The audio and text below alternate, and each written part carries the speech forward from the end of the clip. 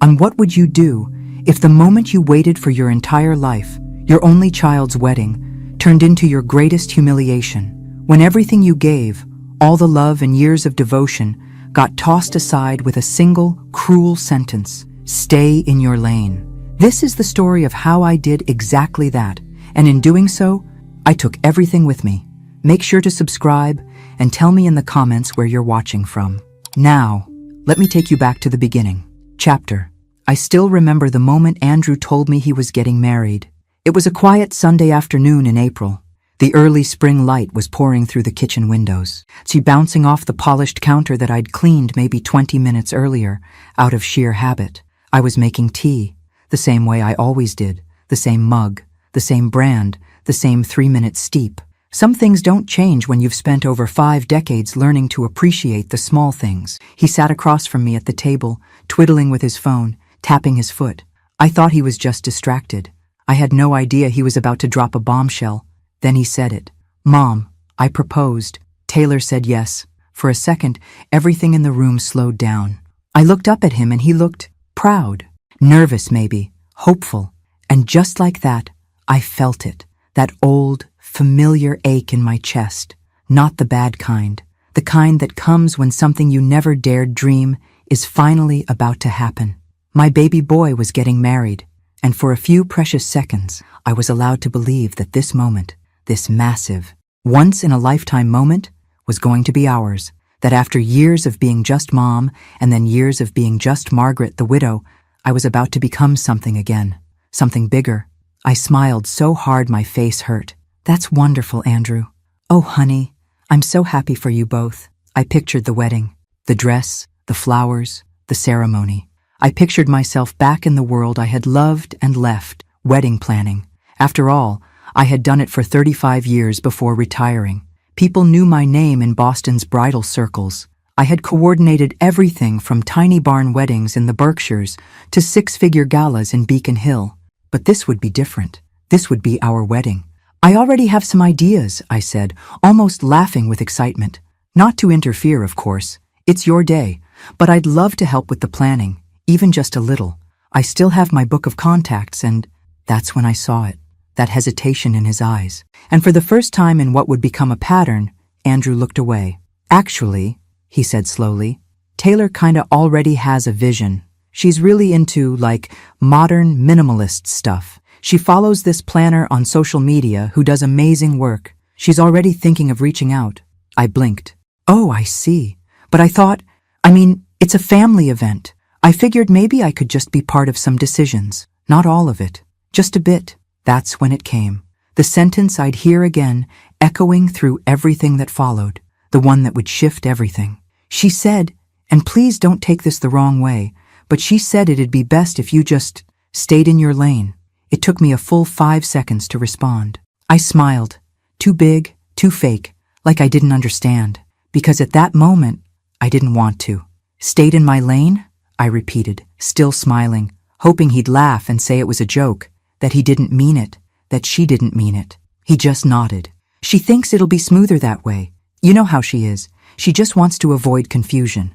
I'm sure you get it." And just like that, my joy turned into something else. Something I hadn't felt in years. I excused myself a few minutes later, claiming I had a Zoom call with an old friend from my planning days. I didn't. I just needed to be alone. I sat on my bed, lights off, watching the sky darken through the window. I thought about how long I had waited for this moment, how many weddings I had built for other families, other brides, other mothers, how many times I had watched them cry tears of joy at seeing their children walk down the aisle, and now, after decades of giving, I was being told I wasn't needed. I was being asked, no, told, to stay in my lane. I didn't cry that night. I just lay there, very still, as if trying to memorize how rejection feels when it comes from your own child. And I told myself it was just a misunderstanding, that maybe Taylor didn't mean it that way, that Andrew was just trying to avoid conflict, that I could still be part of this if I just stayed calm. But deep down, something had shifted, and I had no idea then that this was only the beginning of how invisible I was about to become. I wish I had.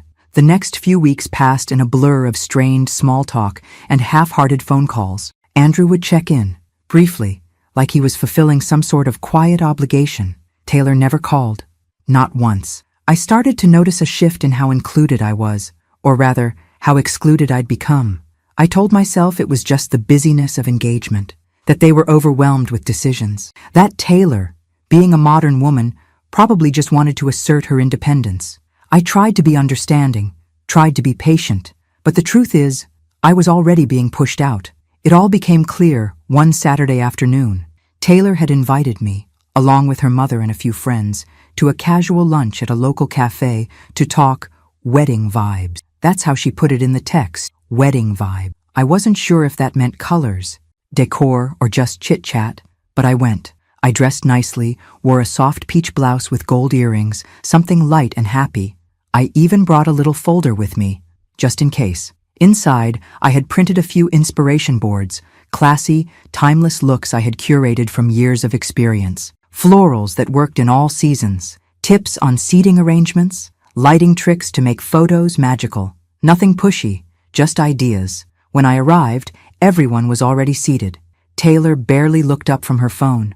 "Hey," she mumbled, then turned back to her screen. Her friends nodded politely. Her mother smiled, tight and short. I sat down quietly, trying not to feel out of place. I ordered a tea, then waited for the conversation to naturally steer into the wedding. When it did, I gently opened my folder and said, "I brought a few things, just some thoughts if you want to take a look." Taylor didn't even glance at the papers. She waved a hand casually. "Oh, that's okay, Margaret. We're going for a more current look, nothing too traditional." The way she said traditional, like it was a dirty word. "I'm sure you've got a ton of great stuff from back then," she added, smiling with just enough teeth to look fake. "But weddings have really changed, right?" Her friends giggled, one of them chiming in, "Yeah, everything's on TikTok now. We're using this girl from LA. She's like so cool. She did this shoot with disco balls and neon palms and it was insane." They all nodded, chattering like I wasn't even there. I sat there holding my little folder, hands still on the edges, pretending I didn't feel the sting. Pretending I didn't just feel my 35 years of experience dismissed with a laugh. "I mean," Taylor said, "we just want something really us, you know? Not like the whole ballroom lace vintage vibe. That's just not our thing." I nodded, folded the folder shut quietly, and slipped it back into my bag. Her mom leaned over and whispered, not softly enough, "I told you she'd bring something. She probably thought she'd take over." Taylor gave her a quick look, then turned to me and said almost sweetly, "We really appreciate your excitement. Margaret, seriously, but I just want this to be modern and fresh. I already have a vision." I smiled. It felt more like a wince. "Of course, it's your day." Inside, I was breaking apart. I had seen brides like her before, confident, sure of their choices, blind to anyone else's wisdom, but I never thought I'd meet one who saw me as the problem, who saw my experience not as value, but as a threat. When I got home, I sat in my car in the driveway for 20 minutes, just sitting there, the radio playing something soft, my hands resting on the steering wheel, numb. I thought about calling Andrew, about telling him how I'd been treated, but what would I say? That his fiancée humiliated me in front of her friends? That she called my work outdated? He'd say I was overreacting, that Taylor didn't mean anything by it, that I was making things harder. So I did what I've always done. I swallowed it. I made myself a cup of chamomile tea. I changed into my softest pajamas. I watched a rerun of The Golden Girls and pretended everything was fine, but something in me was changing. That night, I stood in front of the mirror and really looked at myself. The lines around my eyes, the gray in my hair, the strength in my shoulders that I'd almost forgotten was there. And I told myself something quietly. A whisper I barely believed at the time. "You deserve better than this." I didn't know it yet, but that moment, that quiet vow, would be the start of something I couldn't undo, letting the morning chill bite at my skin. There's something about cold air that makes you feel present, alive, even when everything inside you feels numb. I kept thinking about that lunch, about Taylor's tone, her mother's whisper, the way her friends looked at me like I was a relic, like I was some charity invite they had to entertain for politeness' sake. I replayed every moment, every word, every smirk. And the worst part? Andrew hadn't called. Not to check in, not to thank me, not to ask if I was okay. I waited all day, then the next. By the third day, I gave up. He'd chosen his side, whether he realized it or not. Still, I wasn't ready to give up entirely. Not yet. I reminded myself that weddings bring stress, that couples get overwhelmed and short-tempered. Maybe Taylor didn't mean to be dismissive. Maybe her mother had gotten in her head. Maybe Andrew just didn't want to be caught in the middle. So I tried again. That week, I sent over a short email with some local vendors I trusted, all people I'd worked with for years. I kept the tone light. I ended with, "Only if it's helpful. Wishing you both a joyful planning process. Love, Mom." I didn't get a reply. Not from Taylor, not from Andrew. The silence was louder than a slammed door. A few days later, I stopped by Andrew's apartment to drop off a box of his childhood keepsakes, yearbooks, old baseball cards, a few photo albums I thought might be nice for the wedding. Taylor opened the door. She was polite. I'll give her that. But it was the kind of politeness that's practiced. Her smile didn't reach her eyes. "Oh, hey, we didn't know you were coming," she said, standing in the doorway but not quite inviting me in. I held up the box. "Just thought you might want these. Maybe for some photo displays or—" "Oh," she said quickly. "That's sweet, but I think we're doing a digital thing, like a slideshow from our phones. Super casual." I nodded. "Of course. Just thought you might want a few baby photos of Andrew." She took the box but didn't look inside. Andrew appeared a few seconds later. He looked tired, or maybe just tense. "Hey, Mom," he said, giving me a quick hug. "You didn't have to bring that stuff in person. You could have just, left it by." "I was in the neighborhood," I lied. "Thought I'd say hi." Taylor cleared her throat. "Actually, we're about to head out. Venue appointment." "Oh," I said. "You found a place?" Taylor smiled. "Yeah, a rooftop downtown. It's very us, chic but not stuffy." "Sounds lovely," I said, masking the sting. "Did you consider the Elmwood estate? I know the owners. They do beautiful outdoor ceremonies." Taylor's smile tightened. "Yeah, but it's a bit dated, and we want to avoid anything that feels too, Mom and Dad wedding." She didn't even blink as she said it. I forced a laugh. "Right, of course." They said goodbye and closed the door before I even made it to the elevator. That night, I sat at my kitchen table and stared at my old wedding planning books, thick binders full of fabric swatches, floral sketches, vendor lists, timelines, the kind of work that took patience, passion, and precision. I had poured decades of my life into those pages, and now my own son and his fiancée had reduced it all to a punchline, outdated, dated, not their vibe. I could feel something inside me hardening. It wasn't just the exclusion. It was the way it was done, subtle, cold, with a smile that said, "Don't take it personal," while making it deeply personal. I tried one last time. I invited them for dinner. Homemade pot roast, his favorite. I set the table with linen napkins and candles. I even baked a pie from scratch, apple cinnamon, just the way Andrew liked it as a kid. They showed up 30 minutes late. Taylor complained about the smell the second she walked in. "Oh, wow, it's very intense in here. I don't really eat red meat." I smiled and said nothing. Andrew just gave me a sheepish shrug and pulled out a chair. Dinner was awkward, stiff. I tried asking about the planning, how the venue search was going, what kind of dress Taylor was thinking about. She gave me short answers, non-answers. Then, as I poured tea for everyone, I mentioned, gently, that I knew a wonderful seamstress downtown who still made custom gowns. Taylor set her cup down a little too hard. "Margaret, I know you mean well, but honestly, I just feel like you're not hearing us. We're doing things differently.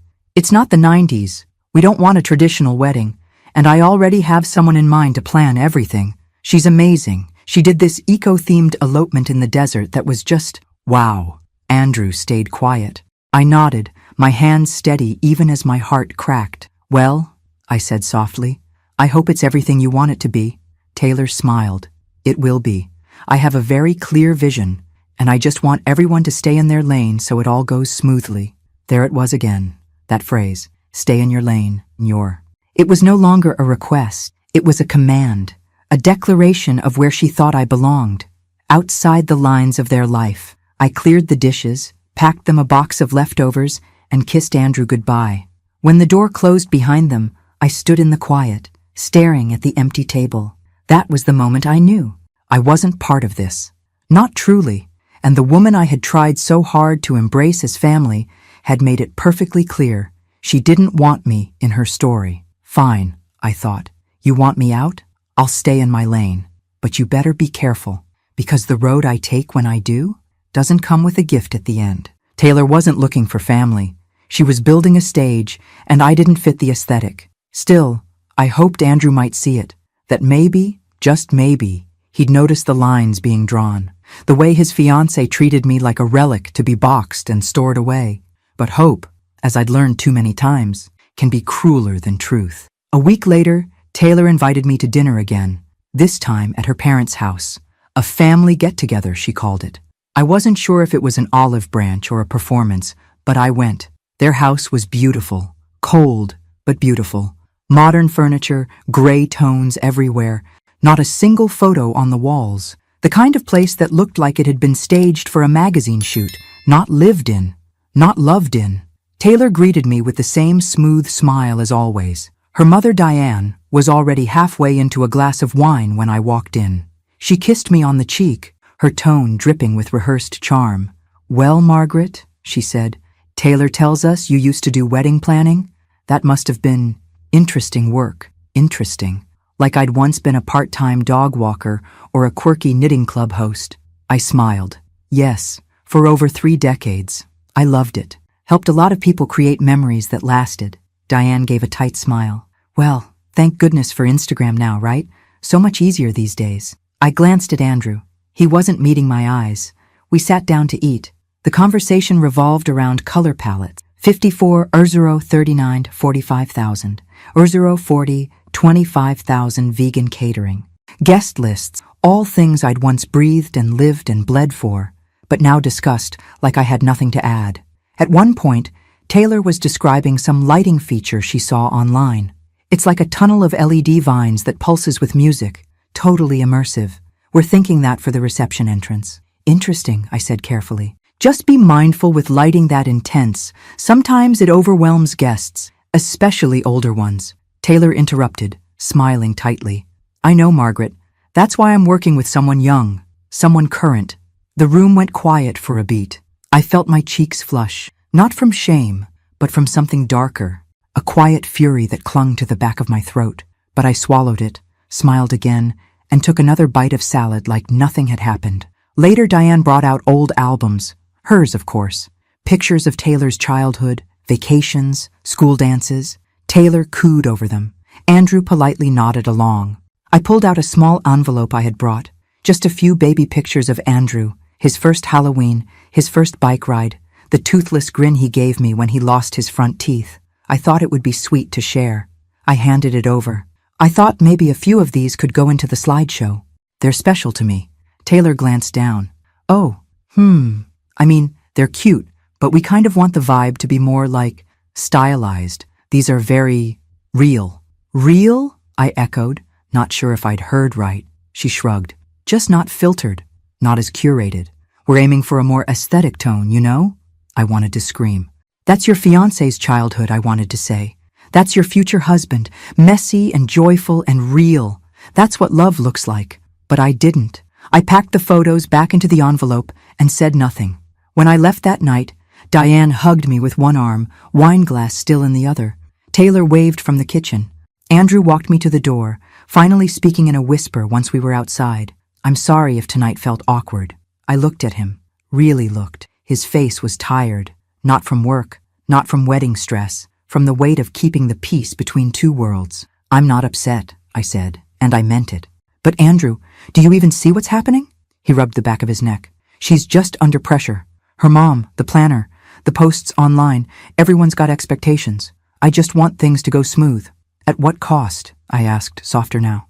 62, Euro 45, 45,000, Euro 46, 25,000. "What are you sacrificing so things go smooth?" He didn't answer. I kissed his cheek and walked away. In the car, I sat for a long time staring at the glow of their house, the curated lighting, the perfect furniture, the two people inside who decided my presence didn't match their picture. And I realized I wasn't invisible because I had nothing to offer. I was invisible because I reminded them of things they didn't want to see. Depth, history, substance, things you can't filter into a hashtag. The next morning, I took the wedding fund out of its hiding place. 20 years of saving, sacrifice, meant to be a gift, meant to be a blessing. I looked at the number, at the little notebook beside it where my late husband had written, "For Andrew's Day, make it count." I stared at it for a long time. Then I took a breath, and I made a decision that would change everything. I had the checkbook in my purse, the one with the soft leather and initials embossed in gold. MD. A gift from my husband, back when people still gave each other thoughtful things. I told the teller I needed to modify an account, a withdrawal and a partial transfer. The young woman smiled, clicked her polished nails against the keyboard, and asked no questions. To her, it was just another transaction. To me, it was the last string tying me to an illusion. The doll we had saved wasn't just money. It was love in numbers, sacrifice in digits. My husband and I had put away little by little, through hard years, good years, lean years. He always said, "Someday we'll give him the wedding we never had, the kind that tells him he's loved." And I had held on to that promise, through widowhood, through lonely holidays, through every dream I shelved so Andrew could dream bigger. But love is not blind. Love sees clearly, and chooses anyway. What Andrew had chosen was a woman who saw me as obsolete. What I had chosen for too long was silence in the name of peace. I wasn't going to fund my own erasure. So I left a symbolic $2 in the account, just enough to keep appearances. The rest I moved to a private savings account under my name. No announcement, no confrontation, just a quiet boundary, finally drawn. That night, I wrote a note, a short one, folded it into an envelope with a check for the Dear Andrew and Taylor, as you prepare for your big day, I wanted to offer a small contribution. I trust you'll make it beautiful and meaningful in your own way. Wishing you both joy, always. With love, Mom. I sealed it and mailed it the next morning. A week passed. No call, no thank you, just radio silence. Then, one evening, Andrew came over. Alone. No warning. I opened the door and saw it on his face.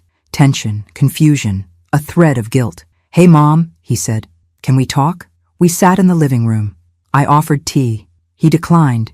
He didn't waste time. "Taylor saw the check," he said. "She was surprised." I nodded. I imagined she would be. She thought, well, we both thought you were planning to cover more, like the full amount. "I know," I said gently, but I changed my mind. He blinked. "Why?" I met his eyes. "Because I wasn't invited to be part of anything. Not the venue, not the decisions, not the vision. I was asked to stay in my lane, so I did." His jaw tightened. "It's not like that. Taylor just wants control. She gets overwhelmed easily. She's trying to make things perfect. Perfect doesn't mean excluding the people who love you," I said. "And overwhelmed isn't an excuse for disrespect." He didn't respond right away. I watched him, my son, now a man torn between loyalty and truth, between the image he thought he had to maintain and the reality I refused to ignore anymore. "She feels like you don't support her," he muttered. I raised an eyebrow. "Does she feel that because I tried to offer ideas? Because I brought photos of your childhood? Because I wanted to help?" He looked down. "I wasn't going to say anything," I continued. "I was going to keep smiling, keep swallowing. But the truth is, Andrew, you let it happen. You stood there and watched me be erased." He looked up, pain in his eyes. "That's not fair." "No," I said softly. "It's just true." Silence hung between us. Finally, he sighed. "So, that's it? You're not going to help at all?" "I did help," I said, "in the way I was invited to." He stood, rubbed the back of his neck. "Taylor's gonna freak out." I didn't answer. I didn't offer comfort, because I was done patching wounds I didn't cause. He left not long after, barely saying goodbye, and for the first time in a long time, I didn't cry after he walked out, because I wasn't mourning the money. I was mourning the moment that never came, the one where I got to be a mother of the groom in a family that saw my value. But I also knew something else. They weren't ready for the cost of pretending I didn't matter, and soon enough, they'd learn that when you cut someone out, you don't get to cash in on their love.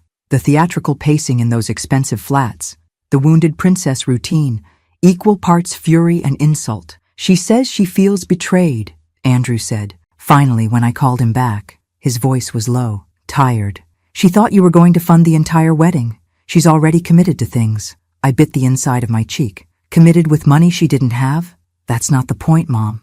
No, I said gently. I think it is. What followed was a long pause. Then, the phrase that made my stomach sink. She signed a contract with the planner. My blood ran cold. You signed something? I asked. Without the funds secured? It's a social media deal, he said quickly. Savannah Bloom. She's really popular. She's got like 2 million followers. She only takes a few clients a year. Taylor messaged her, and she agreed. We had to move fast. And how much? I asked. He hesitated. Andrew, how much? 55,000. I had to grip the edge of the kitchen counter. You gave someone you've never met? Someone you found online? $55,000? She's got tons of videos. Mom, testimonials, pictures. She's legit. Is she licensed? Another pause. Does she have a company registered? A business address? References? Taylor handled that part. I felt sick. I saw it playing out in slow motion. The blind trust, the rushed decisions, the desperate need to impress. The kind of mistake you only realize after it's too late. Mom, we had no choice, he continued. Taylor already turned down the other planner we interviewed. She's already telling people we hired Savannah. I closed my eyes. And now the wedding depends on her showing up. She'll show, he said, but I could hear the crack in his confidence. I didn't argue. I didn't scream. I'd done what I needed to do.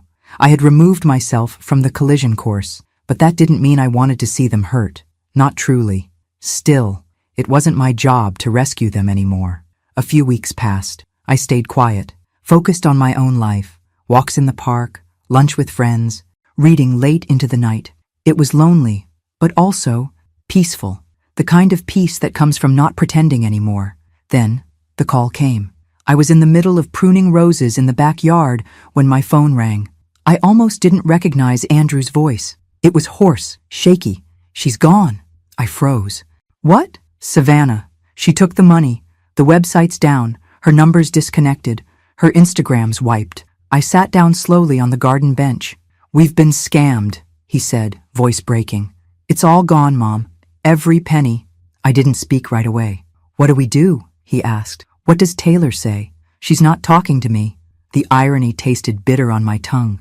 She's blaming me, he whispered. She said I should have convinced you, that this wouldn't have happened if we had just used your money.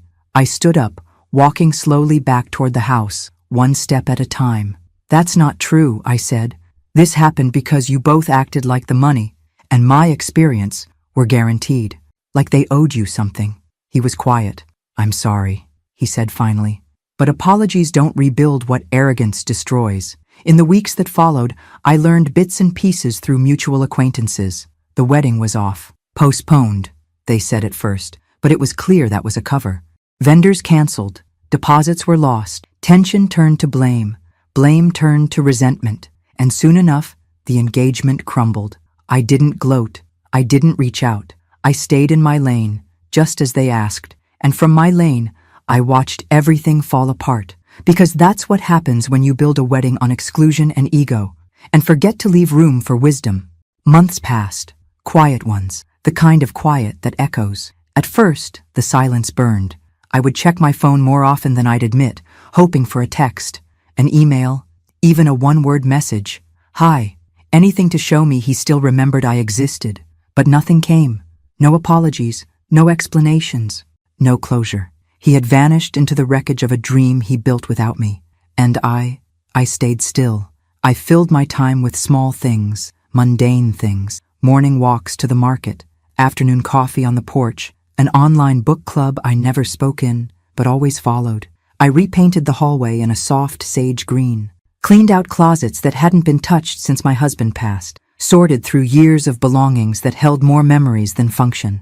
And piece by piece, without even realizing it, I started to feel lighter. There was something strange about it. The realization that I no longer had to mold myself around other people's expectations. That I didn't have to squeeze into a role someone else assigned me. I wasn't the planner mom anymore. I wasn't the hostess, or the helper, or the savior. I was just Margaret. And for the first time in years, that felt enough. It wasn't joy exactly, but it was peace. I started saying yes to invitations again. Lunch with Diane from the library board. A garden tour in the suburbs with Joan, an old friend from church. A ceramics class where my bowl came out lopsided and I laughed harder than I had in years. And slowly, I began to remember who I was before I spent so much time trying to be what other people needed. It was strange how easily I'd forgotten. I didn't erase Andrew from my life. His picture still sat on the mantel. I still kept his favorite snacks in the pantry, out of habit. But I stopped holding my breath for him to come back. That wasn't my job anymore. I was healing in silence, the way some wounds require. No drama, no announcements, just quiet, deliberate self-respect. Then, one afternoon, I ran into Diane, not Taylor's mother, but my friend Diane, at the grocery store. She asked if I'd heard about Taylor. I shook my head. She moved back in with her mom, she said. Can you believe it? After everything? I could. She's telling people Andrew ruined the wedding, Diane added. But I heard it wasn't just the planner.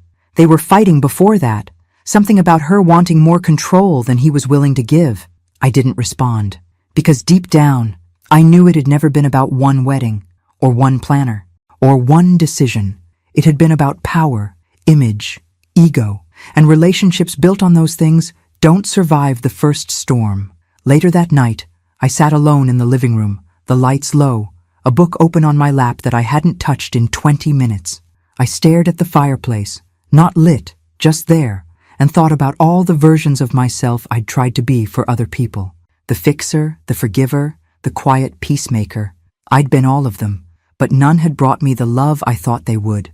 And now, in the stillness, I saw the truth. Love doesn't require you to shrink. Love doesn't ask you to disappear.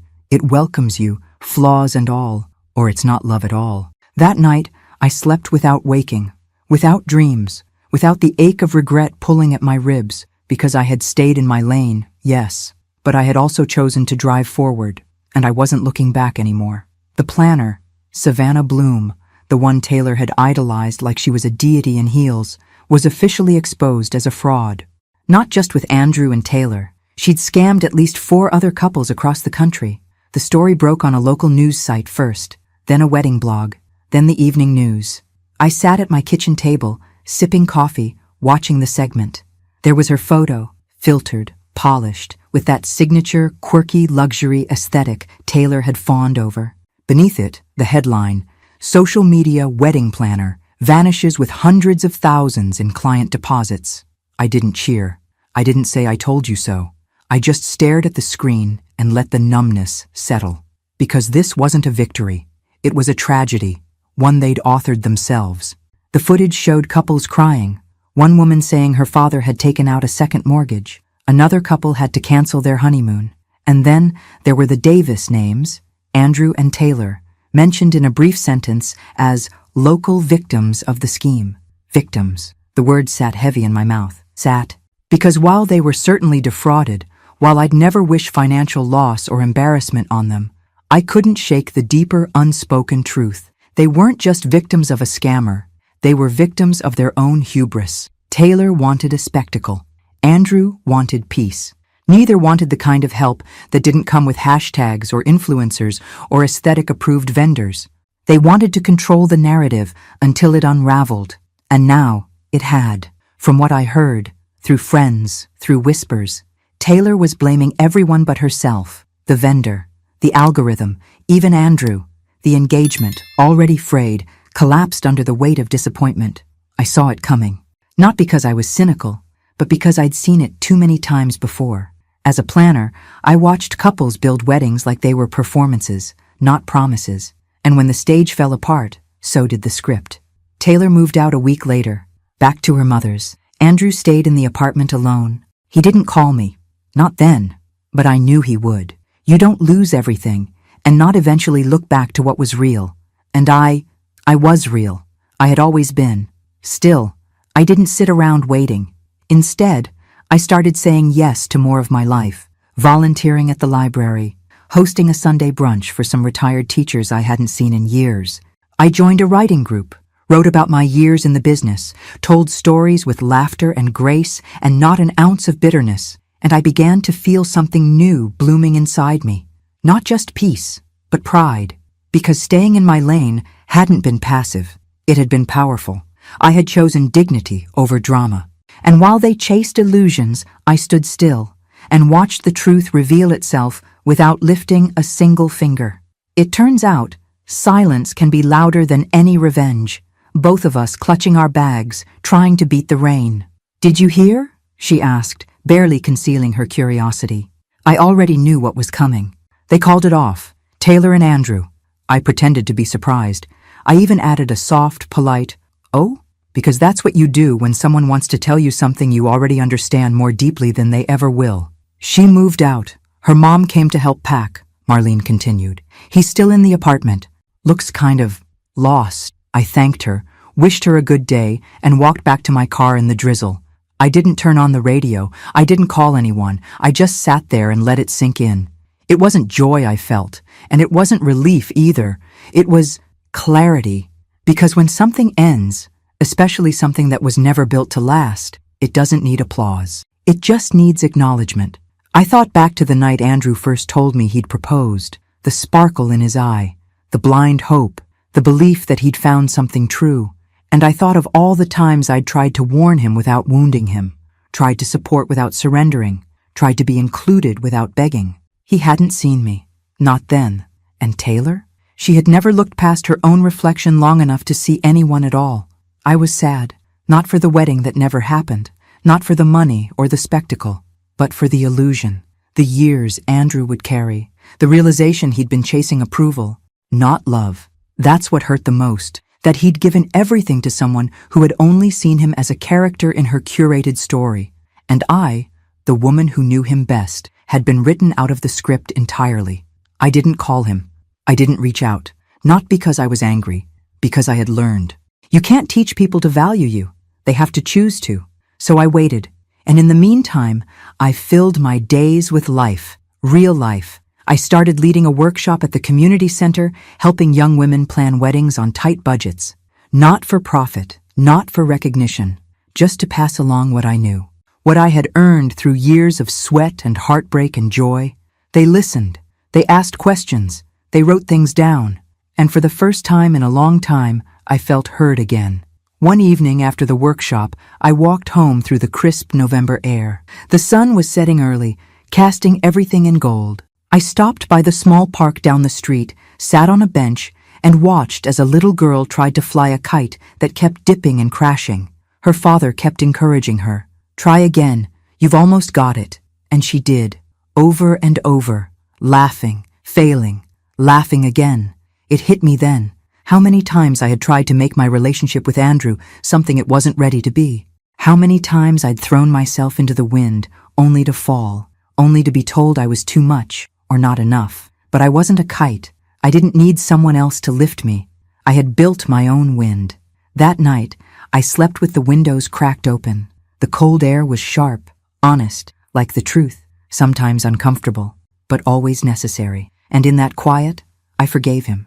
Not because he asked, but because I was finally done carrying a weight that wasn't mine. He was standing near my front gate when I turned the corner. I stopped walking. He looked the same, and yet not. Thinner, older, not in years, but in wear. Life had settled into the lines around his mouth. His shoulders didn't carry the same weightless confidence anymore. There was something grounded there, real. "Hi, Mom." My heart stuttered. Not from anger or sadness, but from the unexpected tenderness of hearing that word again from him. "Mom." I unlocked the gate, pushed it open and stepped through. "You hungry?" I asked. He smiled, nodding. "Starving." We didn't talk about Taylor over lunch. Instead, we talked about small things. His job, the book he was reading, a podcast he liked. I let him fill the space, like a boy coming home after a long journey, slowly unfolding the truth between casual sentences. And then, at the end, when the dishes were cleared and the kettle was whistling, he said her name. "Her name's Emily." I turned around. "Oh, she's different," he said quietly. "Soft, kind. She asks questions. She listens." He paused. "She asked about you the first time I told her about my past. Not about the wedding. About you. Said she wanted to meet the woman who raised me." I felt something stir inside me, cautious, quiet hope. "She's not trying to prove anything," he added. "She doesn't need to control the story. She just wants to build something good." I handed him a cup of tea, our old rhythm returning without effort. And you? I want to do it right this time. We sat in silence for a while, the kind that doesn't need to be filled. Then he reached into his pocket and pulled out a small envelope. Inside, a photo. Emily standing in a garden, sunlight catching in her hair, holding a bouquet of wildflowers. She said, if we ever get married, she'd want you to plan it, he said, eyes meeting mine. She said it would be an honor. I looked at the photo, not because I needed to judge, but because I wanted to see the woman who saw me. And what I saw in her face wasn't sparkle or flair or fashion. It was warmth. I placed the photo down gently, my fingers lingering for just a second longer than necessary. I'd like that, I said. And I meant it. Not for the second chance, not for the event, but because for the first time I was being asked in, not expected, not taken for granted, not assumed, invited. Later that evening, after Andrew had gone, I sat at the kitchen table with a new notebook, blank pages, clean start. I wrote her name at the top, Emily, and beneath it, I started a list, not of decorations or colors or seating charts, but of feelings I wanted her wedding to hold. Joy, honesty, gentleness, gratitude. Because this wasn't about getting it perfect. It was about getting it real. And this time, I was ready. Somehow. It wasn't the first time I'd been asked to help plan a wedding, but it was the first time I'd felt seen as I worked. It wasn't just about executing a vision anymore. It was about sharing one. And for the first time in years, I realized how much I had missed being part of something real, something that didn't need to be perfect to be beautiful. Emily and I spent weekends together. She'd bring over coffee, we'd talk about fabric swatches, seating arrangements, and her family's desire to have an outdoor ceremony. Sometimes, we just talked about life, her work, her dreams, how she'd grown up in a small town in the Midwest, and how she had never wanted a big wedding. She just wanted it to feel like her. And I realized more than anything that this wasn't a job for me. This was something I'd been waiting for. A moment to contribute, not just to their happiness, but to mine. We chose a small venue in a nearby garden, one that had personal significance for Emily and Andrew. The ceremony would be intimate, just close family and friends. No frills, no overstated trends. It was simple, but it was theirs. One afternoon, while we were finalizing the details, Emily stopped and looked at me, her eyes wide with gratitude. "You're so good at this," she said, shaking her head. "I wish I had known about you sooner. You've made all of this so much easier, so much more real." I smiled, a small part of me feeling the weight of those words, because for the first time in a long time, I wasn't just a mother or a planner or a daughter of someone who had faded into the background. I was seen for what I truly was, someone who knew how to craft memories. And that's what this wedding was turning into. Not a series of decisions made by Instagram influencers or social media gurus. Not a curated aesthetic, but a collection of moments, threads, and feelings that connected people to what truly mattered. Emily and Andrew had made their own choices, their own mistakes, but they were building something real, piece by piece. And this wedding wasn't a performance. It wasn't a show. It was their declaration, a promise to each other that was grounded in love, not perfection. The day of the wedding came. The weather was perfect, sunny but cool, the kind of early fall day that makes you believe in second chances. Andrew stood at the front in a simple suit, his hands trembling ever so slightly. He looked over at me and smiled, a gesture of quiet appreciation, like a man who had finally figured out what truly mattered. When Emily walked down the aisle, the guests didn't gasp or whisper. They just watched, content. There was nothing over the top about the scene. Just two people, their eyes locked on each other. Two people who had learned, who had made mistakes, but were ready to get it right this time. As she stood before him, she took his hand and spoke her vows. Simple words, honest words. They didn't promise to be perfect. They didn't promise forever without hardship. They promised to choose each other, day after day, to walk beside each other no matter what came their way. And in that moment, I realized something. I had been holding my breath for so long, waiting for everything to fall into place, waiting for the apology, waiting for recognition. But the moment I had been waiting for, it wasn't coming from anyone else. It was coming from me. I had already forgiven. I had already healed.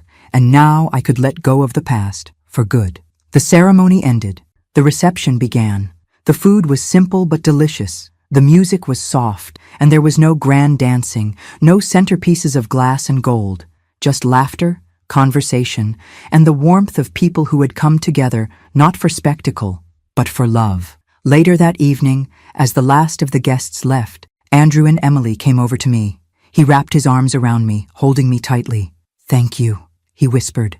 This was everything." And Emily, her eyes shining with the kind of gratitude I had only ever dreamed of, placed her hand gently on my shoulder. "You were the heart of this. Margaret, I can't imagine what this day would have been without you." I didn't need any more words. I didn't need any more validation. I had been part of something real, and as the evening wound down, I stood by the edge of the garden, watching Andrew and Emily dance their first dance, not the perfect, flawless performance, but the awkward, imperfect, joyous sway of two people who had chosen each other. I smiled to myself. I had stayed in my lane, but in doing so, I had found my way back to them, back to the love I'd always been part of, not as a mother of the groom, not as an organizer, but as Margaret. And that was enough. I didn't hear much from Andrew right away, not because he didn't want to, but because, for the first time, he didn't need to. The weight of the past had shifted, and what had been fractured was slowly beginning to heal. We didn't have to talk every day or every week. The distance between us had never been about love. It had always been about expectations. And now, we both understood that love didn't come with strings. It didn't come with labels or roles. It simply came, sometimes quietly, sometimes loudly, but always with acceptance. I had learned to give him that. He had learned to give me the same. One evening, about a month after the wedding, Andrew called me. "Mom," he said, "I'm with Emily. We were talking about the wedding, about you." I paused, a bit surprised. "What about me?" "Well," Emily said something. He was quiet for a moment. "She said that if she could have had anyone plan her wedding, it would have been you. She thinks you're the heart of everything, that what you do isn't just about making things beautiful. It's about making people feel something." I could hear the sincerity in his voice, and it hit me harder than I expected. I hadn't asked for gratitude. I hadn't expected anything in return.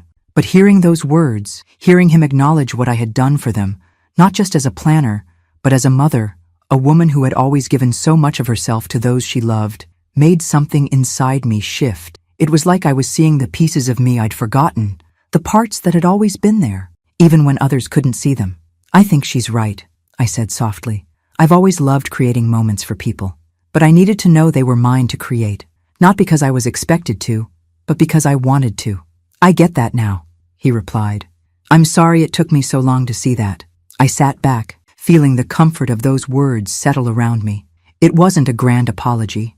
It wasn't about fixing everything or erasing the past. It was simply about acknowledging what had happened and what had changed, and that was enough. We talked for a while longer, about the future, about Emily, about life. Nothing profound, just the mundane, comforting details of everyday life. After we hung up, I sat quietly in the kitchen. The evening sun was fading, casting a warm golden glow through the window. I thought about everything that had happened, the years of hard work, the dreams I had poured into others, the moments when I had been told I wasn't enough, the way I had bent over backward, time and time again, for a family that hadn't always seen me. And then I thought about the present, about Emily, who had welcomed me into her life with open arms, not as a requirement, but as a choice. About Andrew, who had finally found his way back to me, not in apology, but in recognition. I had stayed in my lane. I had held my boundaries, quieted my voice when it wasn't wanted, but when the time came, I had spoken, not with anger or regret, but with calm strength. And in the end, I had found peace. Because sometimes, when you stay true to yourself and let go of the things that don't serve you, when you stop forcing things and let life unfold on its own, the universe has a way of bringing everything back to where it belongs. I was enough, and that was the most freeing thing I had ever learned. Later that evening, as I sat on the porch with a glass of wine, I heard footsteps coming up the driveway. I looked up to see Emily walking toward me, smiling as she approached. "I just wanted to say thank you again," she said, sitting beside me, "for everything, for making it so real, so perfect." I smiled, but it wasn't the smile of someone who was just doing their job. It was the smile of a woman who had finally realized her worth. "You're welcome," I said quietly. as the stars began to twinkle above us, I realized that this moment was the one I had been waiting for all along.